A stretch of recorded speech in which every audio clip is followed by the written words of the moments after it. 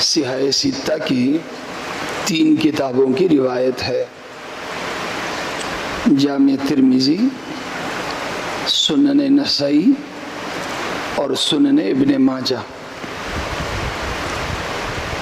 حضرت ابو ہریرہ رضی اللہ عنہ روایت کرتے ہیں کہ اللہ کے نبی صلی اللہ علیہ وسلم نے ارشاد فرمایا، من افطر یوما من رمضان من غیر رخصت ولا مرض لم يقض عنه صوم الدہر كله وإن صامه۔ اللہ کے نبی صلی اللہ علیہ وسلم نے ارشاد فرمایا، جس شخص نے رمضان کا روزہ بغیر کسی عذر کے، بغیر بیماری کے، کوئی عذر نہیں، بغیر کسی عذر کے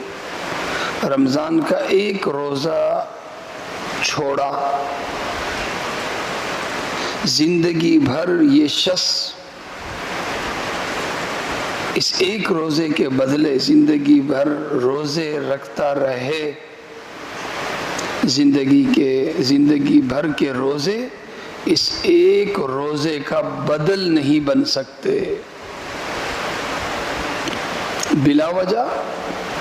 رمضان میں روزہ نہیں رکھا، اب بعد میں پوری زندگی اس کا ثواب حاصل کرنے کے لیے پوری زندگی اس شخص نے منت مانی، اپنے اوپر لازم کر لیا کہ میں روزے رکھتا رہوں گا، پوری زندگی روزے رکھتا رہے۔ رمضان کے روزے کا ثواب اور رمضان کے روزے پہ جو اللہ کی خوشنودی اور اللہ کی رضا ملتی ہے وہ اس شخص کو حاصل ہو ہی نہیں سکتی۔ اس کی مثال ایسی ہے کہ بورڈ کا امتحان ہے، بورڈ کے امتحان کے لیے پرچے کی تیاری ہے، تیاری کی نہیں،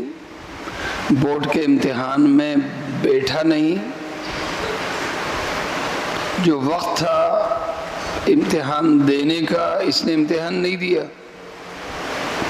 اب یہ پوری زندگی امتحان گاہ جا کر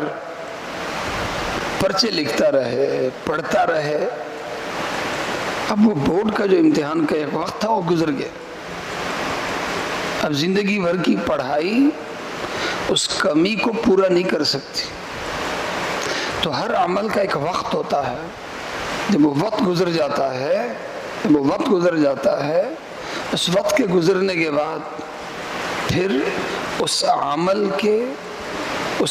کو یا اس عمل کے کمال کو پھر حاصل نہیں کیا جا سکتا۔ اس لیے رمضان جو روزہ ہر وقت رکھا جا سکتا ہے، لیکن بر وقت روزہ، رمضان ہی میں روزہ، اس کی جو برکات ہیں، اس کا جو ثواب ہے،